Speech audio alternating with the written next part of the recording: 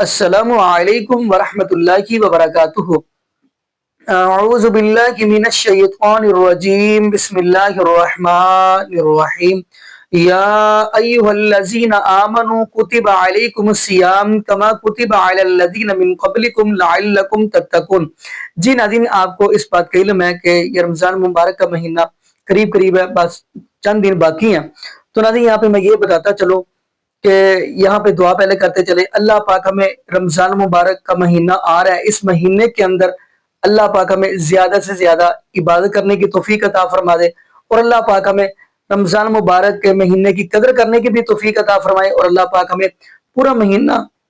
مہینہ رمضان مبارک کے روزے رکھنے کی بھی توفیق عطا فرمائے۔ لیکن ناظرین، یہاں پہ میں یہ بتاتا چلوں،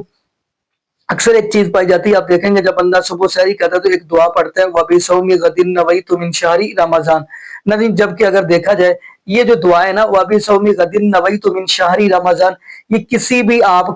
جتنی بھی یعنی احادیث کی کتابیں ہیں، سیاستیں آپ اٹھا کر دیکھیں، صحیح بخاری اٹھا کر دیکھیں، صحیح مسلم اٹھا کر دیکھیں،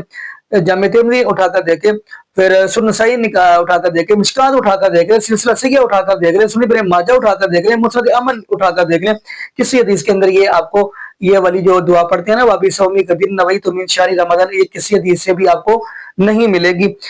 ویسے بندہ ناظرین سوچے نا، وَبِصَوْمِ غَدٍ نَوَيْتُ، یعنی کہ میں نیت کرتا ہوں کل کے روزے کی، بندہ روزہ آج رکھ رہا تھا اور نیت کل کے روزے کی کر رہا ہوتا ہے۔ تو ناظرین، باقی یہاں پہ میں یہی کہہ دوں کہ بسم اللہ پڑھ کے بندہ سحری کرے۔ تو اگلی بات ہم یہ کرتے چلیں، اللہ پاک ہمیں عقیدت توحید نصیب فرمائے، اور اللہ پاک ہمیں محبوب علیہ السلام کی شریعت کے مطابق زندگی گزارنے کی توفیق دے، اور اللہ پاک ہمیں 5 وقت کا پکا سچا نمازی بنائے، اور جتنے بھی بے اولاد جوڑے ہیں اللہ پاک سب کو نیک نوینہ صحت تندرستی والی، ایمان والی، لمبی زندگی والی اولاد عطا فرما دے۔ جزاکم اللہ خیرہ، احسن جزا۔ السلام علیکم